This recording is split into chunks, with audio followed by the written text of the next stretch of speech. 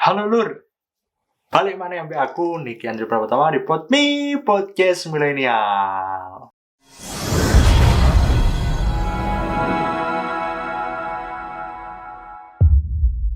Halo dulur, cek kabar ono video kayak gini, subscribe, unek nih loncengi, like, comment, lan share. Nah, sekarang aku bakalan sharing nih dokumen-dokumen apa aja yang dibutuhin buat apply beasiswa ke luar negeri ya. Dulu aku apply 4 beasiswa, ditolak 2 dan diterima 2 ya. Yang aku inget cuma apply beasiswa Hungari, stipendium Hungaricum itu ditolak. Eiffel Excellence Scholarship pemerintah Perancis itu ditolak. Mobga Scholarship aku diterima, dan Erasmus Mundus Joint Master Degree ini aku diterima. Jadi 4. Nah, aku bakalan sharing nih overall dokumen yang kalian butuhkan buat apply beasiswa ke luar negeri ya teman-teman ya. Yang pertama itu adalah copy of valid passport ya. Buat kalian yang masih kuliah S1 pengen kuliah S2 di luar negeri, kalian jangan pernah ragu untuk buat paspor ya. Mungkin kalian berpikir nih, buat apa sih aku ngurus paspor gitu? Gak punya uang lah buat traveling ke luar negeri, gak punya uang lah buat kemana-mana gitu, ke luar negeri gitu. Jangan pernah kalian berpikir seperti itu ya. Siapa tahu kan rezeki kalian ya, nggak tahu ya. Kalian harus urus paspor secepatnya. Kalau kalian udah punya paspor kan enak kan ya. Kalian punya kesempatan ke luar negeri, tinggal berangkat aja kayak gitu. Jadi yang nomor pertama, paspor. Jangan kalian lupa urus paspor, segera urus paspor kalian yang belum punya ya. Yang kedua, kurikulum vitae. Nah, kalau di Erasmus Mundus, kurikulum vitae-nya diminta, ada program yang minta kurikulum vitae dalam format Europass. Nah, aku bakal taruh link Europass CV di bawah ini ya. Jadi kalian di Europass CV itu kalian tinggal masukin data diri kalian di platform itu, nanti platform itu akan secara otomatis mengenerate CV kalian setelah kalian memasukkan semua data diri kalian, experience, kemudian internship, skill kalian dan sebagainya.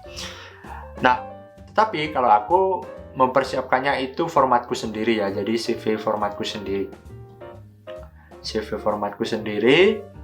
Di CV itu aku cantumin banyak hal.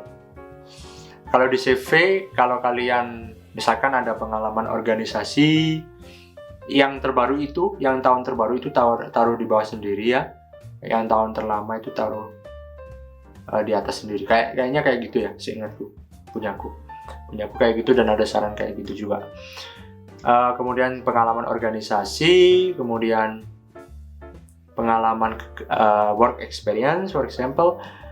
Kalau kalian misalkan punya sebuah pengalaman yang tidak relatif sejalan dengan background kalian belajar, atau dengan background master yang akan kalian apply gitu misalkan, atau dengan background program studi yang mau kalian apply dan beasiswa yang mau kalian apply, itu kalian harus menceritakan bahwa background itu memberikan benefit kok ke aku gitu di motivation letter nanti. Oke? Kurikulum vitae. Selanjutnya yang ketiga, motivation letter. Nah, di motivation letter ini kalian bakal bercerita nih ya. Kalian bakal bercerita siapa kalian, lulusan dari mana, kemudian kalian kenapa pengen kuliah di kampus ini, di negara ini, dengan beasiswa ini, kenapa, alasannya apa gitu. Terus future plan kalian seperti apa, kayak gitu ya. Kalian bakal bercerita kayak gitu. Nah, di motivation letter atau personal statement ini, kalian harus menjual diri kalian gitu. Menjual diri kalian dalam hal yang bagus ya. Dalam hal yang bagus ya. Dalam hal yang tanda kutip.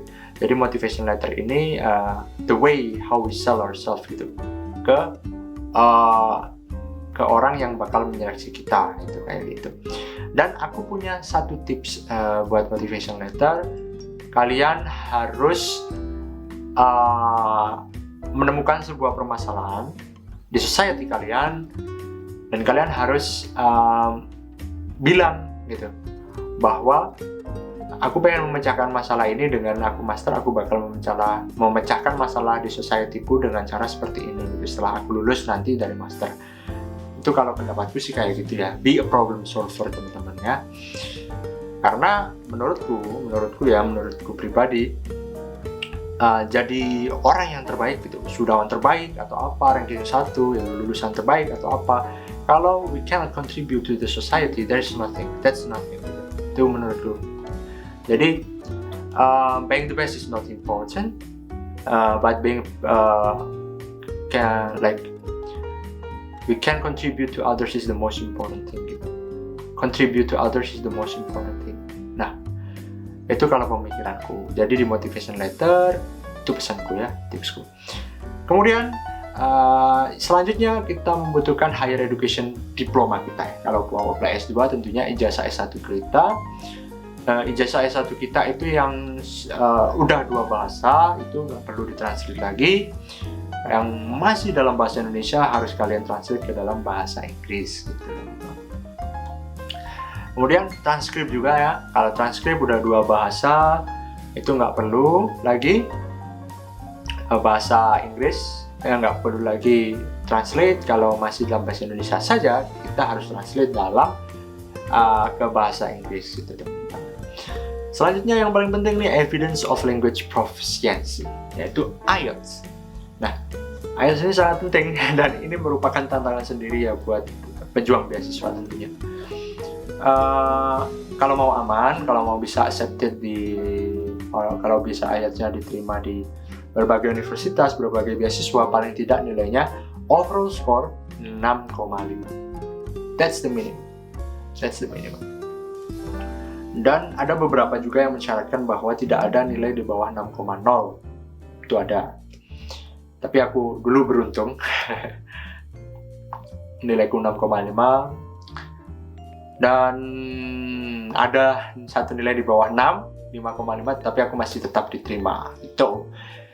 Aku ada satu tips buat listening di IELTS. Jadi buat listening di IELTS itu ada satu tips dari aku. Kalian paling tidak dengarkan lagu bahasa Inggris, dengarkan BBC News, atau kalian dengarkan UK Radio gitu, UK Live Radio di aplikasi kalian. Kalian bisa download di App Store ataupun di Android Studio.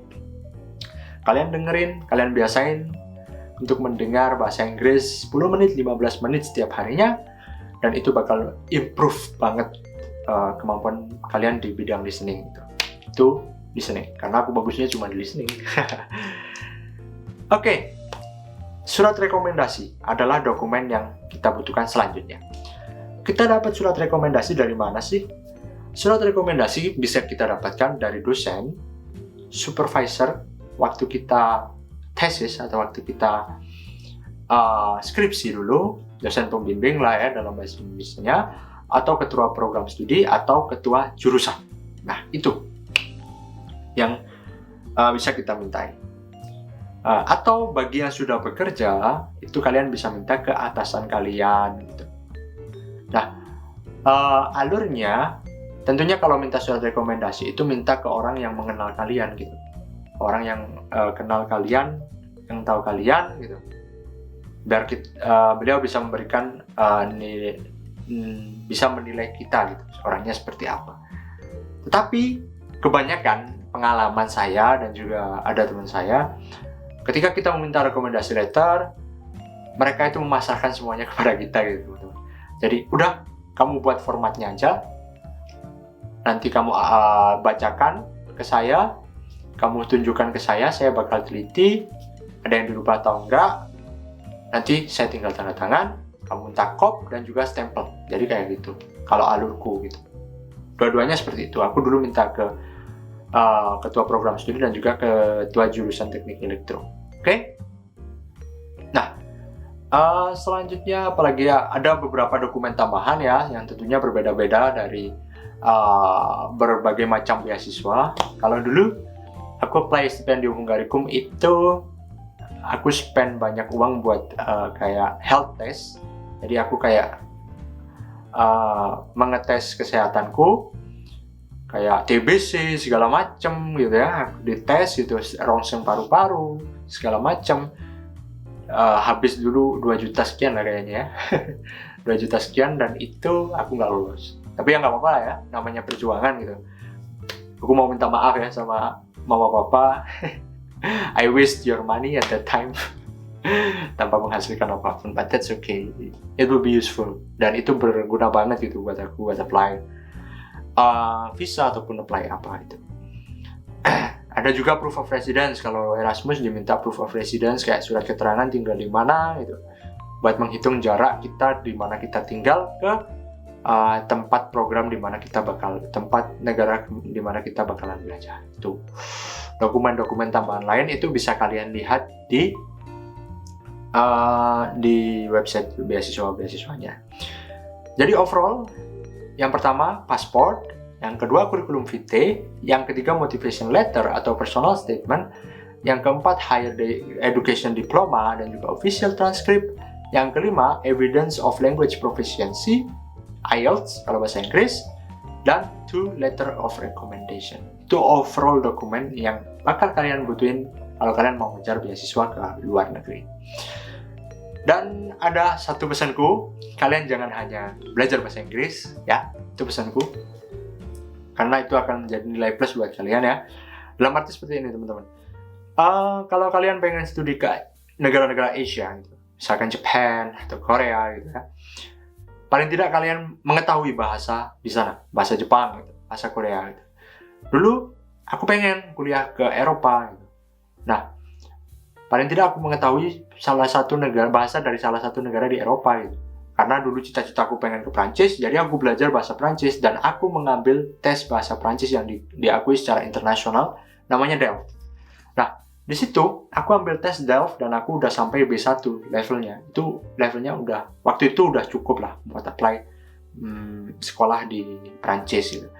Jadi jangan hanya belajar bahasa Inggris, kalian tingkatkan kualitas diri kalian dengan belajar bahasa lainnya gitu. Oke? Jangan pernah menyerah, semangat teman-teman. Sampai jumpa di next podcast. See you.